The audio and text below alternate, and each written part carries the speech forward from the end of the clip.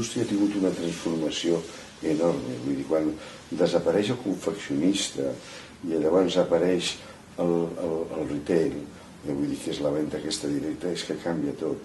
Quin pes té el creador?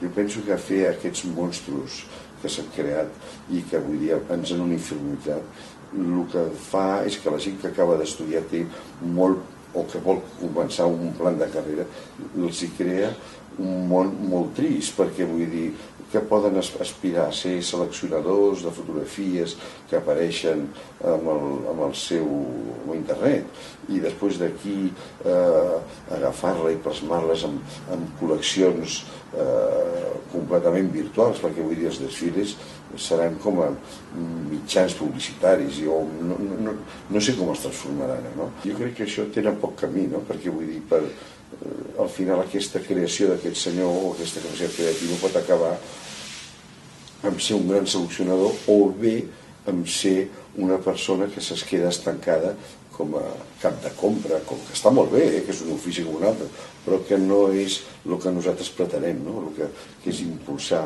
amb gent que ens porti cap a coses, com a aventures noves, no? I jo penso que vull dir, nosaltres hem de fer una proposta, la gent jove, la gent que comença, la gent que està treballant, les escoles que formen, han de fer una proposta entusiasmant amb aquests nanos per tornar a crear el que és l'artesania. I l'artesania és la mare de tota la nostra cultura i a més, com són emergents i són marginals, no cal que se'n vagin també al Passeig de Gràcia o de Rio Rivoli. Aquests creen barris. Tu te'n vas a França, a París, on estava la Samaritana, a Rio Rivoli, i són totes, és el mateix carrer que hi havia aquí, és la mateixa oferta, i sempre estàs anant a veure el mateix. L'única manera d'anar-te'n és anar-te'n a la marea a les botigues aquelles, que són de 3 colombianes, d'una francesa, d'una del sud. I allò és el que sí, verdaderament, a tu és el que t'interessa. No anar a la Rio de Rivoli, que està a Next, a Zara, és igual, tota la pandilla aquesta. Això és que no t'adona ni Barcelona, ni fas Barcelona, ni fas París. Això estàs parlant d'una uniformitat. I això, nosaltres aquests petits, la Maré, el que era la intenció del Born, això és el que nosaltres hem de fer. Això és el que fa Barcelona, perquè el més pots trobar a qualsevol lloc.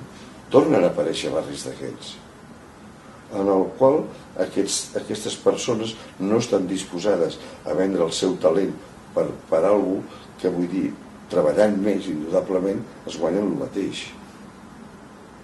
Perquè vull dir, per treure 1.000 euros, que avui ja és un gran sou, doncs igual se'l treuen igualment en una petita botiga, m'entens?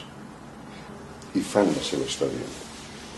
I poden projectar-se en un futur de que en vez de ser 1.000 siguin més, perquè si la idea hi és i passa al projecte, doncs possiblement tingui la capacitat de fer-ho així.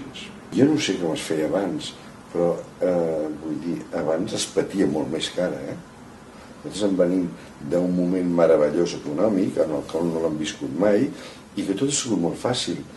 Però jo ara faré 70 anys, per tant, he conegut tot aquest període que darrer tenies que fer alguna cosa. I per fer això es patia molt, I no sé si la gent està disposada a patir. Aquí a Espanya s'han generat gent de talent que ha estat dintre la professió i que possiblement sabria encaminar d'una manera més fàcil i més senzilla, vull dir, i que sobretot canalitzar aquests talents cap a un algo important, que és que es comercialitzi bé i que creixi. Els del sector tenen l'obligació de treballar pel sector i els polítics l'únic que tenen que fer, i per això cobren, això és el que ens hem oblidat de nosaltres, és gestionar el que nosaltres vulguem que es faci. O sigui, l'administració ha de deixar fer, però ha de fer la plataforma fàcil perquè les coses es facin. O sigui, el que et dic ara la cosa més demagògica, no? Vull dir, per fer un negoci et passes ara 10 dies fent papers, no? Doncs el que ha de fer és que vull fer un negoci i el fas. i el teu cap té que estar només per fer el negoci, no per fer papers. I sobretot el que és el nostre sector, que és un sector molt creatiu, molt poc burocràtic, etc. L'has d'ajudar amb aquest que camini per aquí. I que si aquella botiga està en un puesto que no sé què, aquella botiga ajuda'l perquè aquella botiga pugui cosir darrere i que pugui, etc. Totes les coses que facilitin que es desenvolupi. Després, quan ja creixi, ja ell mateix intentarà buscar l'espai més acomodatici per el que ell està desenvolupant-se. Tot el que és subvenció, jo crec que les institucions el que tenen que fer és no posar problemes, posar les coses fàcils perquè la gent creixi. Quan tu dones, fas... Jo crec que vull dir, aquí van fer una... Hi havia un senyor que es deia Feito, que va inventar la moda d'Espanya o alguna cosa així es deia. Vull dir, aquest senyor, el que va fer és malbé molta gent. Molta gent. El senyor Montesinos tenia molta gràcia a València, quan venia aquí i feia un desfile amb el que podia, que se'l fotien ell i 4 amics més. Quan va tindre les subvencions es va acabar. Va fer grans desfiles i es va acabar ell com a negoci, perquè vivia pel desfile. I la subvenció que tenia pel desfile, indudablement. Indudablement, amb un desfile tens més força, perquè tens més capacitat de fer una història i fer-la arribar al públic. I sobretot els mitjans de comunicació que t'apoyin aquesta imatge que després és vista per més gent. Jo crec que aquest és l'única cosa que té que tindre. Ara, si nosaltres fem el desfile perquè serveixi per ser que a Barcelona pugui fer un saló, jo no sé si el Gaudí era així o no, però vull dir, sí que em feia aquest efecte, fotien un desfile que no tenia res a veure amb la gent, el que proposava els seus estants, el que venia simplement per fer vindre una sèrie de compradors de tot Espanya, de tot el món, i a més els invitaven i no sé què. Això, aquest desfile no té sentit. El que no té sentit és que és efímero, s'encansa, no existeix, perquè no té base.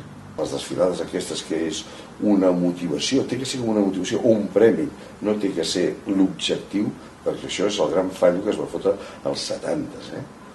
L'objectiu era tindre subvenció, que com això vivien bastant tot l'any per fer el desfile. No, han de treballar per fer el seu producte que això l'introdueixin dintre del mercat i a la vegada com a premi, si tenen temps, poder fer un desfile per impulsar i solidificar la marca o la filosofia d'aquest producte que llencen. Aquí fotem al revés. Tu, si em parles amb tots els respectes, perquè vull dir, em saben molt que el senyor Mango aporta alguna cosa en moda, doncs esclar, vull dir, estem parlant dos llenguatges diferents. Si en canvi un nano d'aquests, que vull dir, té alguna cosa a dintre i ho exprimeix amb il·lusió i amb força, però bueno, aquest senyor no té cap més obligació que fer passar el seu missatge. Que són dos obligacions molt diferents i dos responsabilitats molt diferents. Aquests noms que vull dir són retailing pur i dur, en el qual se'ls dona igual el blanc com el vermell i que se'ls dona igual el que és gran, el que és petit, si simplement el que tenen que fer és la seva obligació per poder-se sobreviure és la venda per metre quadrat. No pots mescalar-me això que té uns objectius a la vida completament diferents. Si tu somies que aquests grans retailing, empreses de retailing et faci créixer els petits, t'has equivocat. L'únic que pot fer és que els empleïn per poder seleccionar fotos, per poder fer una evolució de les 4 coses que creuen senyalades que han sortit amb els desfiles, perquè després això es pugui comercialitzar.